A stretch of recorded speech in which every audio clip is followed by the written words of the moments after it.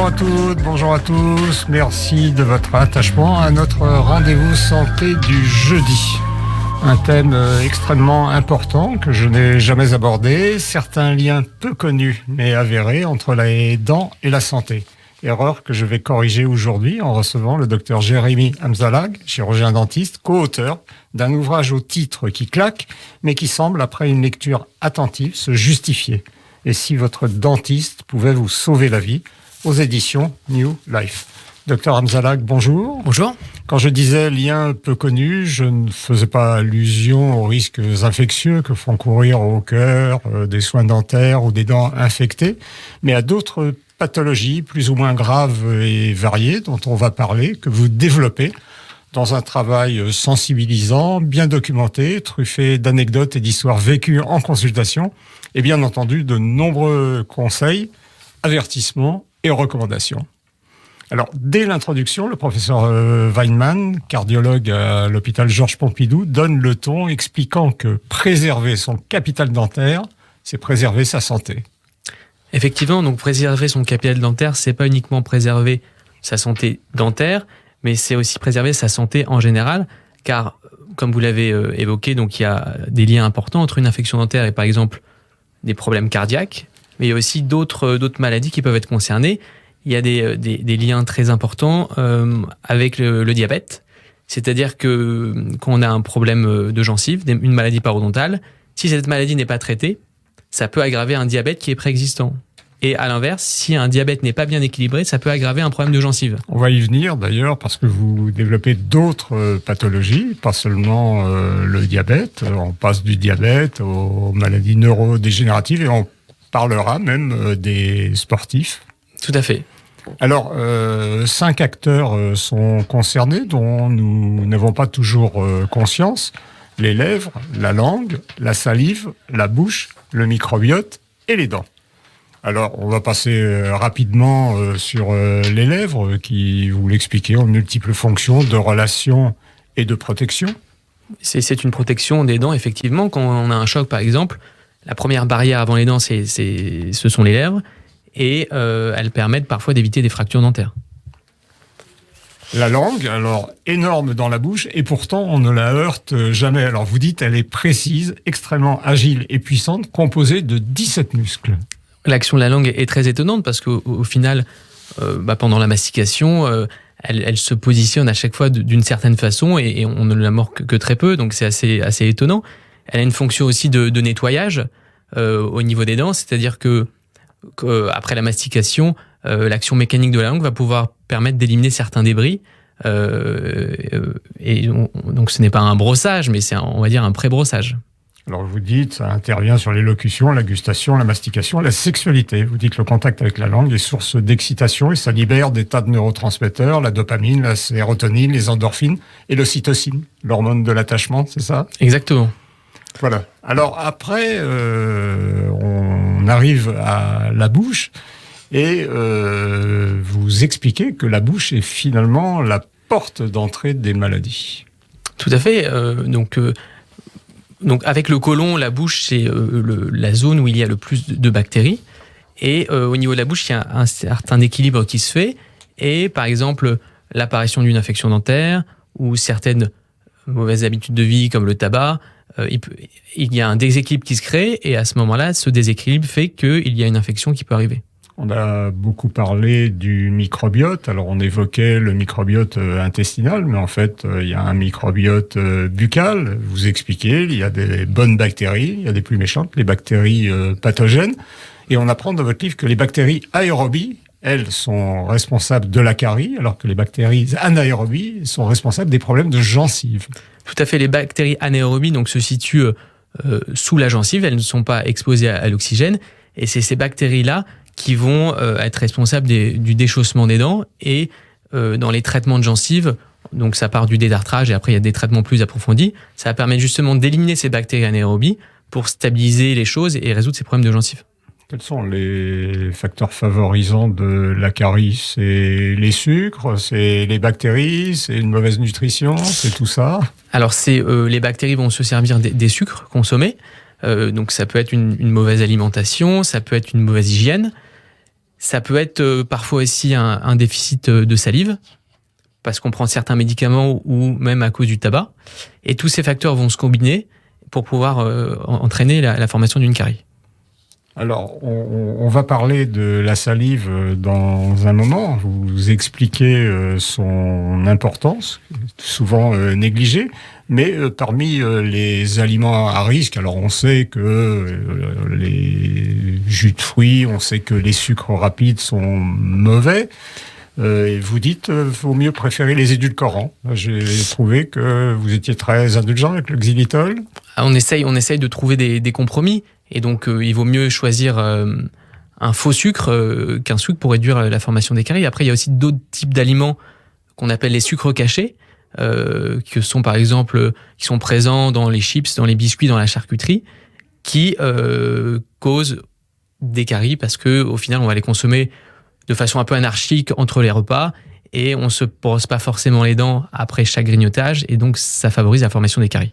Alors, j'ai appris dans votre livre que les sodas, je savais qu'ils faisaient partie des aliments à risque, mais que le dégazage dans la bouche, c'était quelque chose de dangereux.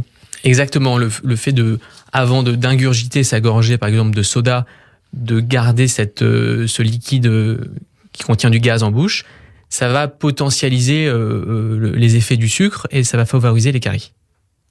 Les aliments protecteurs, donc c'est bien sûr le calcium, les produits laitiers, les fruits et légumes, les oléagineux, on reste là dans du classique. Voilà, tous les éléments qui vont permettre...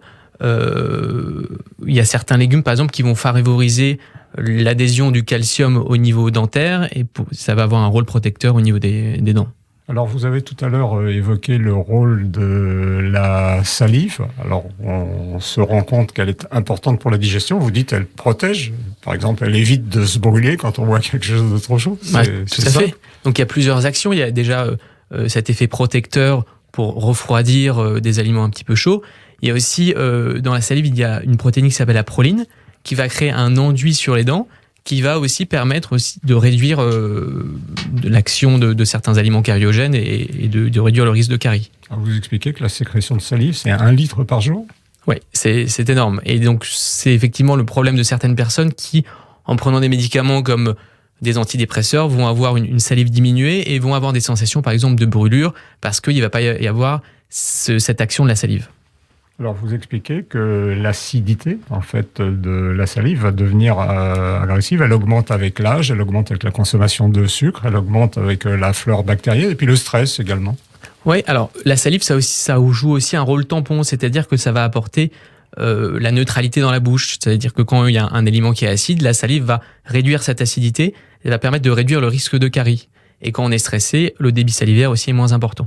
Alors, j'ai trouvé une notion nouvelle qui m'a intéressé. Vous dites que le chewing-gum sans sucre active la salivation, ce qui réduit le risque de carie. Pour moi, c'était synonyme de carie. Vous dites non. Alors, le chewing-gum sans sucre va permettre de mastiquer davantage et donc en augmentant le débit salivaire, ça va permettre de produire cette protéine, la proline, qui va un petit peu créer cet enduit sur les dents pour réduire le risque de carie. Donc, le fait de mastiquer aussi, ça a une action de nettoyage au niveau des dents. Après, c'est pas équivalent à un brossage, mais ça peut être intéressant, par exemple, après le déjeuner, si on n'a pas le temps de se brosser les dents. Alors, puisque c'est votre profession, on va en venir aux dents et aux soins dentaires et vous expliquer que les dents constituent, après la bouche, la deuxième porte d'entrée des maladies, en fait. Tout à fait. Alors, donc, s'il y a une infection dentaire, donc il y a 2 types de problèmes dentaires. Il y a les caries dentaires et les problèmes de gencives. Donc, c'est différents types de bactéries, mais au final, la conséquence, c'est la formation d'une infection. Et cette infection qui part d'une dent ou de la gencive, après, peut pénétrer dans la circulation sanguine et atteindre différents organes comme le cœur, comme les reins, comme les poumons, comme pas mal d'autres, comme les articulations aussi. On sait l'importance de la brosse à dents, mais les chiffres, eux, nous montrent que les Français achètent 2 brosses à dents par an, en moyenne, loin des 6-8 que vous recommandez.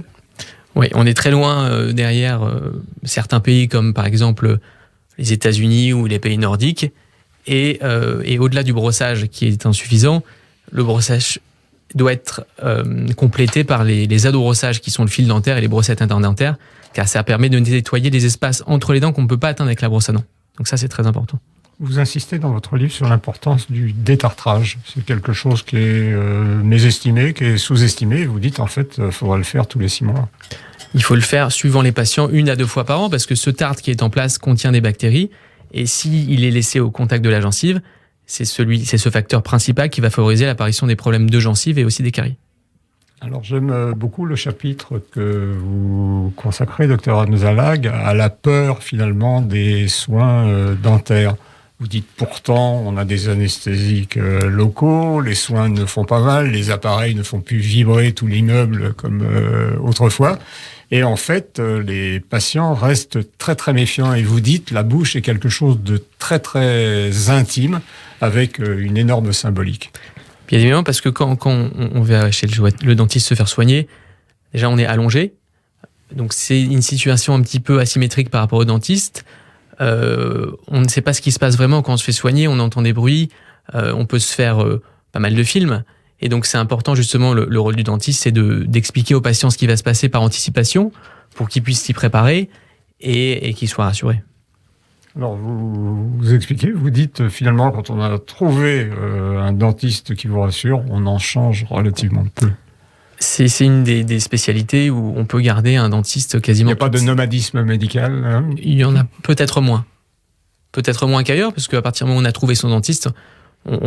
généralement, les patients suivent leur dentiste, même si...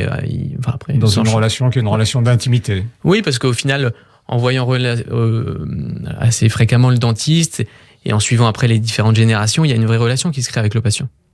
Voilà. Alors, votre ouvrage, là, que je montre, et si votre dentiste peut vous sauver la vie, le rapport qui existe entre les dents et un certain nombre de maladies plus ou moins graves. Alors, la relation entre les infections bucco-dentaires et les maladies cardiovasculaires, c'était quelque chose que nous connaissions. Vous pouvez nous dire un mot sur les dents, l'endocardite et l'athérosclérose. Donc, il y a deux types de problèmes. L'endocardite, donc ça peut être présent chez des patients quand ils étaient enfants, ont des rhumatismes articulaires, par exemple. Et ces personnes qui ont des fragilités cardiaques, quand ils vont chez le dentiste, ils doivent prendre au préalable une dose d'antibiotiques pour se prémunir de ce risque d'endocardite qui est, au final, après, ça peut entraîner un passage de bactéries au niveau du cœur et provoquer une infection. Vous pouvez nous dire le traitement antibiotique? Autrefois, c'était plusieurs jours. Là, maintenant, on dit c'est 1 gramme d'antibiotiques juste avant les soins, c'est ça? Alors, c'est ce qu'on appelle une dose flash. C'est une prise 1 heure avant. Et suivant les recommandations, c'est entre 2 et 3 grammes. Alors, les bactéries dont on parlait, là, le microbiote buccal, vous expliquez qu'il y a plusieurs centaines d'espèces dans la bouche. Alors, le fait d'utiliser les solutions antiseptiques comme on faisait, peut-être que c'est une mauvaise chose, non? Non, alors après, il y a certaines solutions antiseptiques à base d'alcool ou de chlorhexidine qu'il ne faut pas utiliser sur une période trop longue parce que justement, ça peut déséquilibrer l'équilibre de ces bactéries. Après, les solutions antiseptiques sans alcool peuvent être utilisées au quotidien et ça permet de réduire la plaque dentaire, donc c'est assez utile. Alors, il y a deux études que vous citez dans votre livre. Vous expliquez que les victimes d'un infarctus du myocarde ont souvent un mauvais état dentaire et parodontal par rapport à des individus sains et de même âge. Et vous dites, en fait, l'inflammation des gencives constitue un facteur de risque cardiovasculaire dont on parle rarement, finalement. Oui, c'est une étude assez intéressante finlandaise qui a suivi des enfants à partir de l'âge de 6 ans jusqu'à l'âge adulte. Et on a constaté que les adultes qui avaient développé davantage de problèmes cardiovasculaires étaient ceux qui, enfants, n'avaient pas eu de soins dentaires ou avaient eu des soins inappropriés. Donc il y a eu une forte association qui a été constatée à ce niveau-là. Je vous ai tout à l'heure repris quand vous avez parlé du diabète. On disait qu'on l'évoquerait un petit peu plus tard et vous dites qu'il y a des liens avérés entre la maladie des gencives et le diabète. Et vous dites 2/3 des Américains atteints de diabète souffrent de problèmes de gencives. Oui, ça c'est un gros... Alors aux États-Unis, il y a énormément de diabète dû notamment à la mauvaise alimentation, mais aussi c'est le cas en France. Et donc les personnes atteintes de diabète doivent très régulièrement se faire suivre chez le dentiste pour avoir un traitement qui permet d'équilibrer leur diabète. Et aussi, le dentiste peut dans certains cas dépister un diabète débutant. Parce qu'il y a certains signaux au niveau des gencives gonflées, un peu rouges, œdémateuses qui saignent. Tous ces signaux peuvent permettre de dépister un diabète. Et sur des maladies très graves, docteur Hamzalag, vous dites qu'il existe des liens supposés avec le cancer du pancréas, la perte de dents, la présence de certaines bactéries gingivales, et ce cancer est effectivement très grave. Oui, il y a une bactérie, la bactérie Porphyromonas gingivalis, qui a été identifiée, notamment pour le cancer du pancréas et même pour la maladie d'Alzheimer. Alors, c'est qu'une association pour le moment, mais on a trouvé des liens entre la présence de ces bactéries et ces maladies. L'association également avec les maladies neurodégénératives, la maladie d'Alzheimer. Tout à fait, oui. Alors, on va passer aux dents et le corps. C'est formidablement important. Et Steve, vous allez apprendre aujourd'hui ce qu'est le SADAM. Donc, c'est une dysfonction des articulations temporomandibuläres. C'est un terme que vous utilisez couramment. Oui, tout à fait. Et c'est une pathologie fréquente. C'est une pathologie fréquente qui peut aussi être liée au bruxisme. Le bruxisme, c'est le grincement des dents. À partir du moment où on a une activité, on va dire, on serre des dents, on grince des dents, ça peut avoir un impact au niveau de cette articulation et ça peut provoquer des douleurs assez importantes. Ça n'a pas de lien avec Saddam Hussein? Un lien peut-être caché, mais dont je ne suis pas au courant. Vous pouvez nous dire un mot sur l'occlusion, parce que c'est un terme qu'on entend. Il y a l'occlusion pour les médecins et les chirurgiens, il y a l'occlusion telle que vous en parlez. Donc l'occlusion, c'est la façon dont les dents du haut et les dents du bas s'emboîtent, et une mauvaise occlusion, ça peut provoquer justement des problèmes articulaires. Donc le SADAM dont on vient de parler. Le SADAM dont on vient de parler, et on s'est même rendu compte dans certaines situations qu'une mauvaise occlusion, ça pouvait avoir un impact sur les sportifs et sur la réactivité. C'est-à-dire il peut y avoir des performances moins importantes quand on n'a pas un bon équilibre au niveau des mâchoires. On avait très souvent chez des patients, chez des sportifs qui venaient consulter pour une tendinite qui n'avait pas de lien avec leur activité sportive. On faisait faire un panoramique dentaire. Ça reste ça d'actualité. Il y a un lien entre ces problèmes musculo-tendineux et un foyer dentaire qui serait passé inaperçu. Oui, tout à fait. Donc, par exemple, si on parle des transferts dans le foot, il y a une consultation médicale au préalable avant de signer le contrat. Et il y a déjà eu des sportifs qui se sont vus refuser la signature du contrat. Le Lyonnais, Alice Sissoko. Alice Sissoko, à Milan. Exactement. Bon, même si on dit que c'est pas forcément la véritable réponse, mais c'est celle qui avait été mise en avant par l'AC Milan pour le bloquer. Oui, tout à fait. Donc, parce qu'une infection dentaire, les bactéries qui sont présentes au niveau des dents peuvent passer dans la circulation et aller atteindre certains foyers comme les tendons et les muscles, et ça peut favoriser l'apparition de claquage ou de pubalgie. Et quand on voit des joueurs de foot, et notamment des stars, on peut penser au Brésilien Ronaldo, au Portugais Cristiano Ronaldo, ou encore à Ronaldinho. J'ai l'impression que vous êtes fan de foot, donc on peut partager ces expériences et ces souvenirs en commun. Ils ont eu des problèmes dentaires, de dentition, ils ont essayé de les régler. Est-ce que ça a eu un impact sur leur performance? En tout cas, est-ce que c'était l'objectif Effectivement, c'est l'objectif. Au-delà de la question esthétique. Le club formateur de Cristiano Ronaldo, Sporting Portugal, a financé son traitement d'orthodontie justement dans le but d'améliorer ses performances. Et a priori, ses performances sont plutôt bonnes en ce moment. Absolument. Alors, on apprend dans votre livre, là, Steve nous parlait de foot, on n'est pas loin du classico. Vous parlez de Bernard Hinault, en fait, qui abandonne le Tour pour une douleur du genou qui est en fait liée à l'infection d'une dent de sagesse. On a la certitude de ça? En tout cas, ça a été justifié par les médecins de cette façon.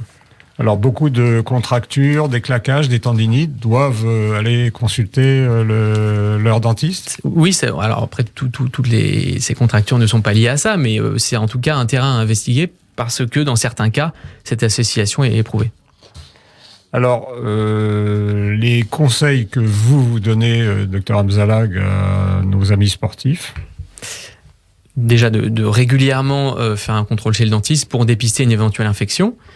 Et aussi, après, chez les sportifs comme chez les non-sportifs, au niveau du grincement des dents, ce qu'on appelle le bruxisme, si on a par exemple la sensation de serrer des dents en journée, ou la nuit si votre conjoint vous dit que vous faites du bruit, ou le matin on a un petit peu des tensions au niveau des mâchoires, c'est important de consulter le dentiste pour voir si effectivement un bruxisme est présent, car après, le port d'une gouttière peut permettre de soulager ces problèmes-là. Alors, on apprend là dans votre ouvrage sur les apnées du sommeil, parce que les apnées du sommeil nécessitent parfois un appareillage complet avec un appareil de pression positive pour insuffler de l'air.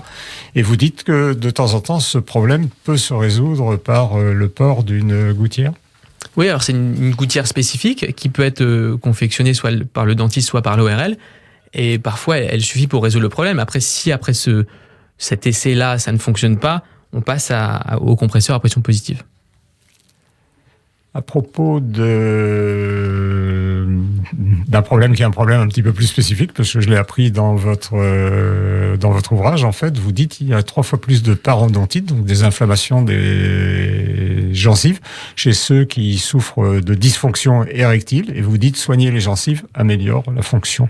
Il y a un lien entre la santé buccale et le désir et les performances. Il y a un lien qui a été prouvé par plusieurs études scientifiques où on s'est aperçu qu'en soignant ces problèmes de gencives, la fonction érectile était améliorée.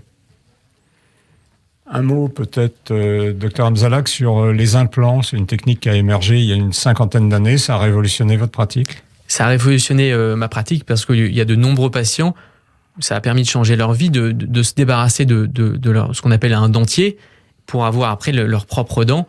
C'est une véritable révolution. La faisabilité de la pose d'un implant dépend de la qualité, de la quantité de l'os. Tout à fait. Donc, au préalable, on fait ce qu'on appelle un cone beam, c'est-à-dire un scanner dentaire qui permet de déterminer s'il y a un volume suffisant et une bonne densité qui permet de mettre en place la pose des implants. Si le volume n'est pas suffisant, au préalable, on fait ce qu'on appelle une greffe d'os. Une greffe d'os, et ensuite on peut poser les implants. Alors on s'aperçoit, la lecture aussi de votre ouvrage, l'importance de ces problèmes pendant la grossesse. Je ne les soupçonnais pas. Alors, donc il y a d'autres études scientifiques qui ont prouvé que chez certaines femmes qui avaient des problèmes des gencives, ça avait entraîné des accouchements prématurés. Donc ça, c'est un lien qui a été aussi avéré. Des éclampsies, là aussi, et puis un bébé de plus petite taille. Donc pour les femmes qui nous écoutent, les femmes qui sont enceintes doivent être averties de l'importance de la santé bucco-dentaire. Et, tout à fait, et donc il y a un bilan bucco-dentaire qui est envoyé à toutes les femmes enceintes, qui est remboursé intégralement par la Sécurité sociale, qui leur permet de venir chez le dentiste faire ce contrôle-là. Voilà, on arrive au terme de notre entretien. On a compris qu'une bonne hygiène bucco-dentaire permet d'éviter la carie, permet d'éviter les inflammations des gencives et permet également de prévenir parfois les maladies graves. On peut dire que les soins dentaires, c'est une des plus efficaces protections de la santé ? Bien sûr, et la protection la plus efficace, c'est d'abord l'hygiène bucco-dentaire, et donc le meilleur dentiste, c'est le patient, c'est vous. Et vous dites qu'il faut rester maître de la santé de sa bouche. Tout à fait. Je rappelle le titre de votre ouvrage, et si votre dentiste pouvait vous sauver la vie, chez Hugo New Life. Merci beaucoup. Merci. Merci Serge Rafal. On peut réécouter Réfo en podcast sur radioj.fr. On vous retrouvera avec plaisir jeudi après-midi. Merci à vous également, Dr Jérémy Hamzalak. J'ai trouvé grâce à vous un moyen d'améliorer mes performances sportives. Dans un instant, le rappel des titres suivi de Pont Neuf autour de Shlomo Malka et son invité Dominique Schnapper. Bon après-midi sur Radio J.